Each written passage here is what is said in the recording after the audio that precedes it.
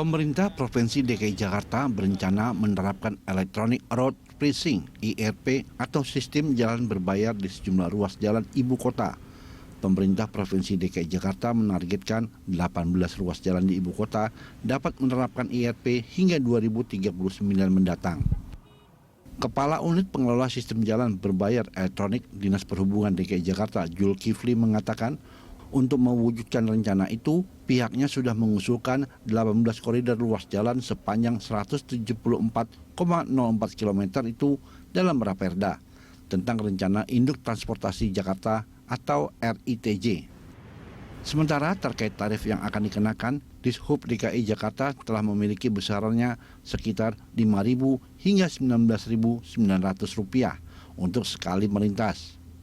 Zulkifli menyampaikan bahwa proyeksi penerapan jalan berbayar ini sejalan dengan jaringan transportasi umum yang banyak dibangun oleh pemerintah DKI Jakarta, dari transportasi jalan raya hingga berbasis rel seperti Transjakarta, LRT, MRT, dan komuter lain. Saat ini Transjakarta sendiri sudah memiliki 13 koridor utama dan akan dikembangkan hingga 17 koridor dengan jaringan pengumpan wilayah Jabodetabek. Dengan banyaknya koridor yang dimiliki oleh Transjakarta, semakin memudahkan para pengguna untuk menjangkau daerah di wilayah Jabodetabek. Penerapan ruas jalan berbayar ini akan diterapkan secara bertahap. Sebagai tahapan awal, Pemprov DKI akan melakukan lelang untuk pembangunan ERP di samping CSW atau lokasi yang berdekatan dengan stasiun MRT ASEAN sampai ke Bundaran HI sepanjang 6,7 km. Lelang dan pembangunan ERP di ruas jalan itu diperkirakan tahun 2022, sedangkan operasional jalan raya berbayar akan dimulai tahun 2023. Menurut Zulkifli, penerapan ruas jalan berbayar ini bertujuan untuk meningkatkan minat masyarakat untuk berpindah dari kendaraan pribadi ke angkutan umum. Selain itu, dengan menurunnya penggunaan kendaraan pribadi, maka kualitas udara di Jakarta akan lebih baik karena berkurangnya polusi. Tim Liputan, Berita 1. 18 ruas jalan di DKI segera berbayar. Itulah Morning Talk kita pagi ini.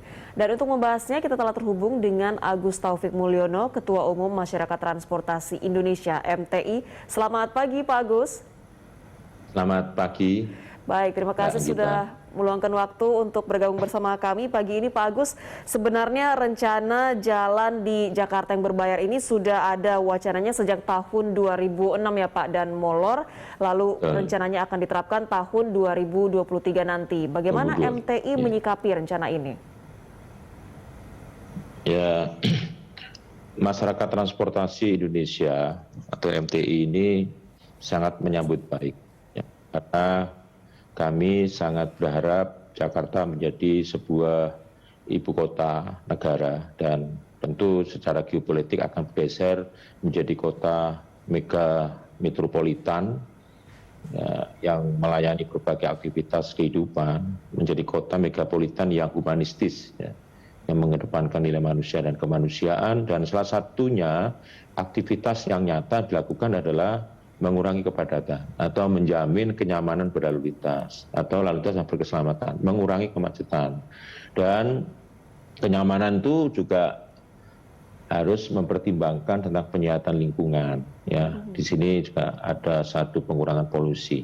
Jadi sebenarnya jalan berbayar itu adalah demand management. Jadi infrastrukturnya kan sudah sangat terbatas ya, di Jakarta itu. Maka yang dilakukan adalah bagaimana memanage ya, demand-nya, memanage penumpangnya, memanage orangnya atau penggunanya. Ya mau tidak mau kita harus mampu mengubah paradigma ini yang tadinya kita hidup dengan tidak sehat, ya menjadi sehat. Inilah sebenarnya ciri-ciri kota yang humanistis. Jadi bagaimana mengedepankan nilai manusia dan kemanusiaan. Jadi hakikatnya adalah sebenarnya jalan berbayar itu menuju jalan yang sehat, jalan yang berkeselamatan. Nah, tentu kita harus memahami bahwa berbayar itu adalah sebuah kompensasi yang diberikan ya, sebagai rasa tanggung jawab dengan adanya infrastruktur jalan yang sangat terbatas, jalur dan lajur yang sangat terbatas, dan semua hak ya orang juga berhak untuk melewati di sana, tetapi mulai diajari bagaimana memilah-milah tingkat kepentingan berjalan atau berlalu lintas, ya agar tidak menimbulkan kemacetan yang berkepanjangan, dan hak-hak untuk berjalan di lajur itu diterapkan pada yang betul-betul menggunakannya, itu tidak boros energi lah gitu. Dan ini harus dibangun di sebuah kota, ibu kota seperti negara kita gitu. Jadi prinsipnya itu adalah merasionalisasi kendaraan pribadi sebenarnya, ya, supaya kendaraan pribadi ini betul-betul tidak menimbulkan kemacetan, tetapi sesuai dengan kapasitas yang ada gitu. Nah, tentu penerapan jam berbayar MTI sangat mendukung, sangat setuju. Baik, nah kalau kita lihat dari sisi untuk menjamin kenyamanan Pak, apakah ruas jalan ini yang 18 ruas ini sudah layak untuk diterapkan tarifnya untuk berbayar nanti?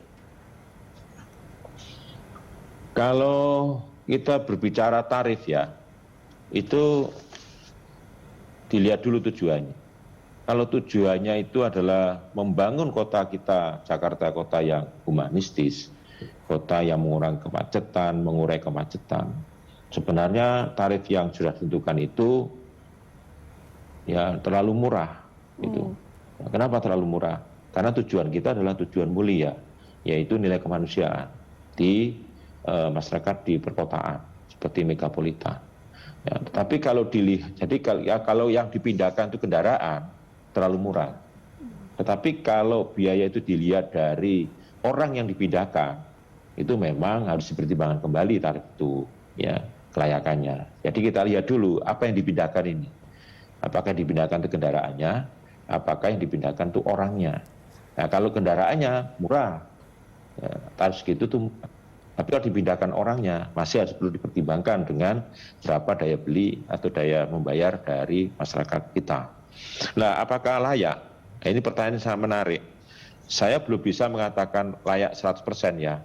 Dengan catatan, memang infrastruktur yang ada, infrastruktur jalan yang ada itu harus betul-betul bebas dari hambatan samping. Gitu. Jadi kalau jalannya tidak memberikan kenyamanan, orang suruh bayar, ya tidak mau. Itu. Jadi hambatan sampingnya harus betul-betul diselesaikan dulu. Plus termasuk penggunaan ruang jalan. Karena ruang jalan ini kalau nggak diatur, maka banyak orang menimbulkan kemacetan di tepi jalan. Yang terakhir adalah bahwa apakah layak, kita lihat dulu bagaimana gestur kendaraan sepeda motor. Ya, secara antropologis, ya, pengendara sepeda motor ini kan dalam tanda petik ya, sulit untuk dikendalikan. Pemerintah sampai nggak punya cara, sudah bingung caranya bagaimana mengendalikan sepeda motor. Sementara sepeda motor bukan objek yang harus membayar pada lajur-lajur yang berbayar. Nah, ini perlu diantisipasi. Nah, nanti dilarang merasa bayar mahal, orang menaiki kendaraan pribadi pindah ke sepeda motor. Dan ini menjadi bukan persoalan, menjadi tantangan lagi bagi pemerintah DKI. Itu bagaimana cara menyelesaikan itu. Ya, jadi memang kita bicara angkutan berbayar atau jalan berbayar ini memang harus jelas kemana hasil dari berbayar tadi akan digunakan oleh pemerintah. Tentu kita ingin berharap angkutan umum lebih prima, lebih menarik, ya. Karena kalau tidak diberikan kompensasi seperti itu, masyarakat juga tidak bisa terima. Itu. Jadi angkutan umumnya harus lebih prima, ya. Lalu kedua adalah bagaimana kita bersama-sama mengubah paradigma, ya, sosial budaya, antropologi manusia, ya, dari kendaraan pribadi ke angkutan umum. Ini tidak mudah ini. Karena kendaraan pribadi itu masih simbol sosial. Jadi ini tidak mudah mengubah. Terutama perlu tauladan dari para pejabat, ya. Tauladan dari pejabat. Apakah para pejabat ini mau menggunakan juga angkutan umum ke depan? Gitu ya. Ini kan satu perubahan-perubahan paradigma yang tidak kalah pentingnya kalau kita bicarakan tentang penyediaan armada, perbaikan infrastruktur dan sebagainya. Baik, jadi dengan rentang tarif 5.000 hingga 19.000 itu pun termasuk murah, namun tentu infrastruktur pendukungnya harus dimantapkan dulu ya Pak, agar masyarakat pun nanti tidak merasa keberatan. Nah namun dalam hal perubahan paradigma seperti ini tentu ada pro dan kontra ya Pak, ada yang masyarakat mendukung, namun ada juga masyarakat yang beranggapan, oh kita sudah bayar pajak, kenapa harus bayar lagi untuk lewat di ruas jalan tertentu. Tanggapan Anda seperti apa? Ya kan kita tidak melihat persoalan pajak, ini persoalan kesehatan, ya, persoalan keselamatan, persoalan humanistis, yang nilai-nilai manusia dan kemanusiaan. Ya karena bagaimanapun Jakarta harus kita selamatkan, kata orang Amerika kita selamatkan tenggelam. Kalau saya tidak, kita selamatkan dari bagaimana buruknya kualitas udara, dan ini bicara keselamatan, kesehatan. Jadi sebenarnya mau tidak mau ya kita harus bersama ya. Bersama itu artinya ya semua stakeholder terkait itu. Bagaimana kita menjaga. Jadi kalau kita lihat pada tarif tadi ya Mbak Gita. Jadi kalau kendaraan yang dipindahkan mengurangi jumlah kendaraan, sebenarnya 19.000 itu terlalu murah. Itu. Tetapi kalau kita bicara dari sudut pandang orangnya yang dipindahkan,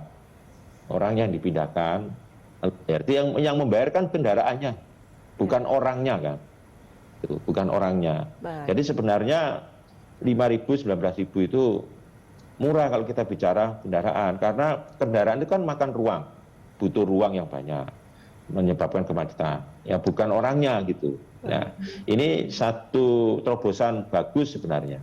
Ya, jadi sebenarnya road pricing itu adalah merasionalisasi jumlah kendaraan pribadi yang menggunakan jalur-jalur umum berlalu lintas. Nah, jadi yang diansasi kendaraannya, jadi jangan dilihat orangnya. Gitu. Mau ngangkut 15 orang, 10 orang, 5 orang, 1 orang, sama bayarnya, kendaraannya yang bayar. Satuannya adalah satuan kendaraan. Nah ini yang memang harus disadari, karena kalau ini nggak dibatasi di Jakarta, ya selamanya kita tidak bisa menikmati kota Jakarta adalah kota yang humanistis, yang ramah terhadap manusia dan kemanusiaan. Baik, kita akan lanjutkan dialog kita usai jeda. Pak Agus, pemirsa jangan kemana-mana, Good Morning Jakarta akan segera kembali.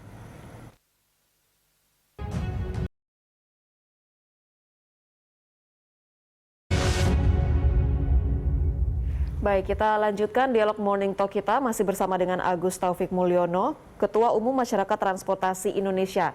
Pak Agus, ini tujuan jalan berbayar elektronik salah satunya adalah untuk menurunkan volume kendaraan di jalur yang padat kendaraan. Nah, apakah kebijakan ini nantinya bisa menggantikan peraturan ganjil genap di Jakarta?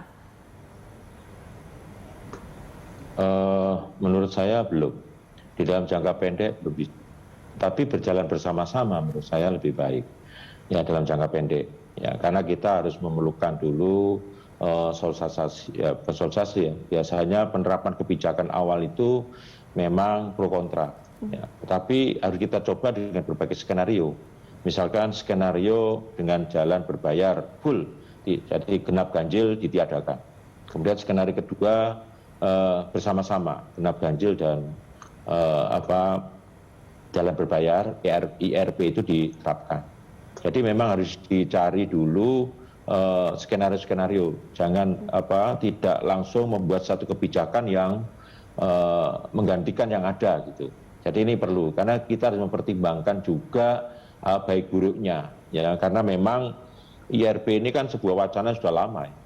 Itu ganjil genap juga sudah lama dan ganjil genap sudah diterapkan. Artinya bagaimana hasil ganjil genap dan bagaimana. Tapi kalau melihat dari pelanggaran, dari jumlah pelanggaran, itu ganjil genap lebih banyak pelanggaran daripada nanti IRP. Kalau IRP itu jalan berbayar itu saya rasa lebih jelas, objeknya lebih jelas. Artinya yang menjadi objek itu jelas, bahwa yang masuk ke sana, orang mau lewat sana itu mikir gitu. Ya, artinya kalau tidak tujuannya ke sana, buat apa sih kita memadati jalur-jalur yang protokoler kota Jakarta dan interlainnya. Baik, kalau saya tidak salah, dulu pada tahun 2014 uji coba jalur berbayar elektronik ini pernah dilakukan ya Pak di daerah Senayan. Iya. Nah mungkin evaluasi apa yang perlu menjadi catatan sebelum nanti diterapkan kembali pada tahun 2023 kalau berkaca dari uji coba yang pernah dilakukan dulu? Ya, jalan berbayar ini kan punishment ya, punishment untuk merasionalisasi jumlah kendaraan pribadi itu. Nah, kalau ganjil genap itu kan kesadaran. Jadi kesadaran saya menggunakan genap hari ini, besok ganjil dan sebagainya. Ya. Tetapi saya lihat ganjil genap ini tidak menimbulkan perubahan paradigma baru. Orang akhirnya membeli kendaraan punya ganjil dan punya genap gitu. Nah, ini kan satu hal fenomena yang antik itu. Nah, tapi kalau road pricing atau electronic pricing itu saya rasa menimbulkan efek jera ya kalau orang itu tidak melakukan buat apa melakukan perjalanan yang tidak pada tujuannya ke sana, kalau tidak penting amat melakukan perjalanan untuk apa gitu. Nah, itu saya rasa lebih efektif sebenarnya. Tetapi di dalam penerapannya di awal itu jangan gegabah, artinya langsung dihilangkan ganjil genap, tapi lebih baik kita evaluasi. Kalau diterapkan full ERP kayak apa, kalau bersama-sama kayak apa. Itu saya rasa perlu Mbak Anggita, karena kebijakan itu harus mencari yang optimal. Ya, tidak siapa yang dimenangkan, tapi yang optimal. Itu. Baik, artinya masih terus harus dilakukan evaluasi sambil sosialisasi dan juga berdampingan dengan kebijakan lain ya Pak, seperti penerapan ganjil genap kalau memang tujuannya untuk menurunkan kepadatan lalu lintas di ruas jalan tertentu. Nah, kalau kita lihat kebijakan jalan berbayar elektronik ini nanti yang akan diterapkan, apakah ini sesuatu yang terhitung sudah cukup mendesak atau sudah harus dilakukan kalau dilihat dari kondisi lalu lintas dan juga ketersediaan pilihan transportasi massa yang ada saat ini? Sangat mendesak menurut saya. Ya, apalagi nanti pandemi kan sudah berakhir, saya rasa ekonomi kembali normal. Ya, malah ekonomi kembali normal, kita dihadapkan pada pandemi kemacetan. Gitu. Nah, ini sebuah perlu perubahan paradigma. Ya, paradigmanya itu adalah membangun kesadaran bahwa masyarakat pengguna transportasi Jakarta itu sudah disadarkan akan pentingnya kesehatan kota. Ya, karena ini adalah menyangkut persoalan-persoalan urbanisasi dan sebagainya. Jadi outlet-inlet masuk Jakarta akibat dari perkembangan ekonomi dari hinterland kota Jakarta itu menjadi perhatian yang sangat serius. Ya, sehingga penerapan jalan berbayar ini mewujudkan satu Jakarta beserta hinterlandnya menjadi satu aglomerasi wilayah perkotaan yang sehat gitu. Dan ini mau tidak mau ada tuntutan, ya, tuntutan global daya. Ya, apakah ini melawan hak asasi manusia? Ya, ini menjadi, ya ini tidak melawan hak asasi manusia sebenarnya, karena kita ingin menuju hidup yang sehat kok, gitu. Kecuali kita tidak menuju tujuan hidup yang sehat, gitu. Jadi kalau kita melihat persoalan jalan berbayar ini, tentu orang mesti akan membawa kasus ini ke dalam hak-hak asasi manusia, pelanggaran asasi manusia. Menurut saya sih tidak, ya, karena kita ini tidak ada cara lain bagaimana membangun Jakarta, mengelola Jakarta dengan hinterlandnya itu adalah menuju yang betul-betul smart city. Kita ingin memimpikan Jakarta adalah tidak tenggelam ya, tapi Jakarta menjadi makin sehat. Baik, artinya harus dilihat lagi kembali end goal-nya ya Pak, tujuannya ini untuk memberikan kenyamanan di ruas jalanan di Jakarta. Nah, dengan adanya kebijakan ini nantinya diharapkan kan masyarakat akan ada kemauan untuk beralih lebih sering menggunakan transportasi umum. Kalau kita bicara lagi ke hal yang lebih luas, apakah transportasi umum yang ada di Jakarta ini sudah layak juga Pak untuk masyarakat beralih menggunakannya? Kalau dilihat dari program pemerintah DKI khususnya ya, sebenarnya sudah banyak terjadi perubahan-perubahan yang sangat signifikan untuk menuju kebaikan ya dalam mengelola transportasi.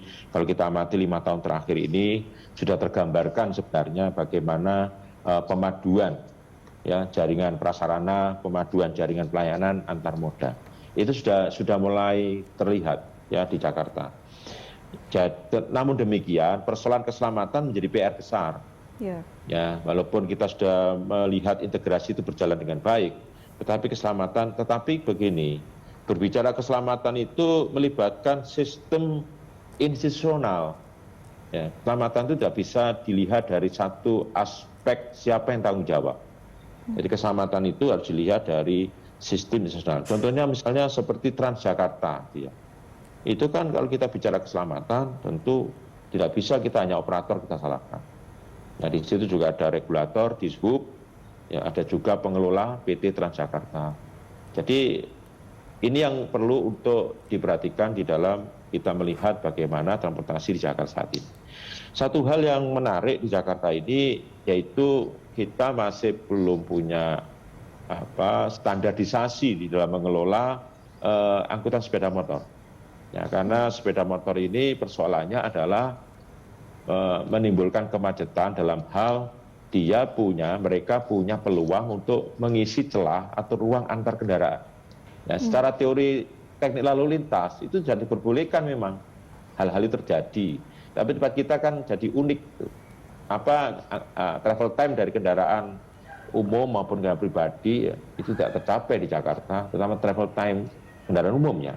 Artinya bahwa angkutan umum itu kalau celah-celah antar kendaraan itu menjadi peluang bagi pengendara motor. Saya rasa apakah disalahkan mereka? Tidak bisa disalahkan mereka. Karena mereka memang tidak diberikan satu jalur khusus sepeda motor.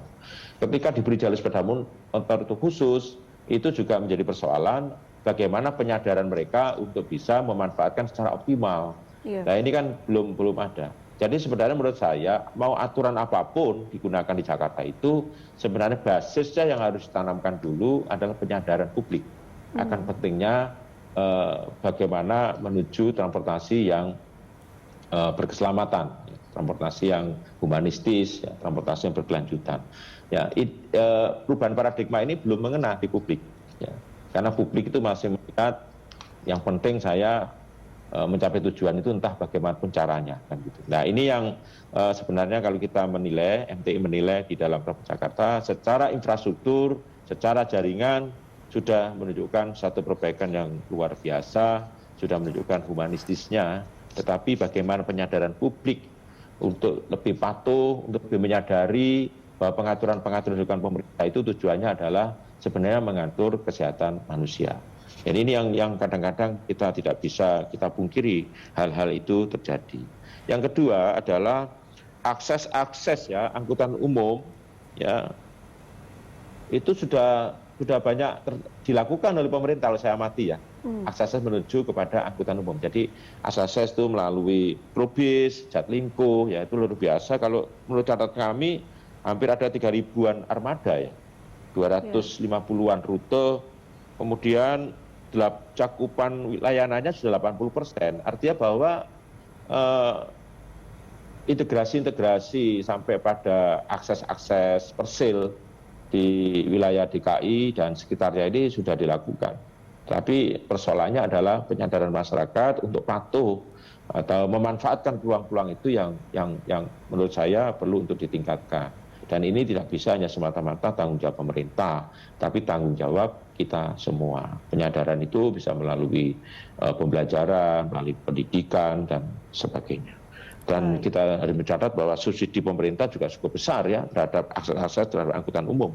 Kalau nggak salah tercatat 3 triliun per tahun. Jadi ini satu hal yang perhatian pemerintah sudah luar biasa. Hanya saja memang kita harus melihat Mbak Anggita, jadi berbicara transportasi Jakarta itu kita harus melihat, kita sudah punya rencana induk transportasi Jakarta. Tetapi bagaimana rencana-rencana induk dari kota-kota yang menjadi mitra atau pendukung ini. Ini sampai sekarang kan belum ada. Jadi kalau belum ada ini kita juga sulit menetapkan bagaimana mengintegrasikan jaringan secara spasial. Itu yang pertama. Yang kedua itu adalah aspek-aspek meso tadi makronya mesonya tentu kita jalan berbayar kemudian mikronya itu adalah bagaimana simpul-simpul parkir pada inlet dan outlet. Ini juga tidak berarti kalau berbayar itu tidak perlu penanganan kantong-kantong parkir atau pembatasan parkir menjadi mahal dan sebagainya. Ini semua adalah bagian dari demand management. Jadi kata kuncinya transportasi Jakarta itu kuncinya adalah keberhasilan demand management. Karena supply manajemennya sudah sangat terbatas. Gitu. Baik, Pak Agus. Dicatat tadi masih banyak PR yang harus kita lakukan selain untuk memantapkan kesiapan infrastruktur jalan. Pemerintah juga harus memberikan keamanan dan juga kelancaran akses transportasi umum yang diharapkan nantinya masyarakat akan banyak beralih menggunakan transportasi umum ketika kebijakan JBE ini sudah diterapkan. Terima kasih banyak Pak Agus sudah berbagi informasi bersama kami pagi ini. Salam sehat selalu. Ya, terima kasih kembali. Baik, pemirsa jangan kemana-mana. Kami akan segera kembali dengan informasi lainnya. Tetaplah bersama kami.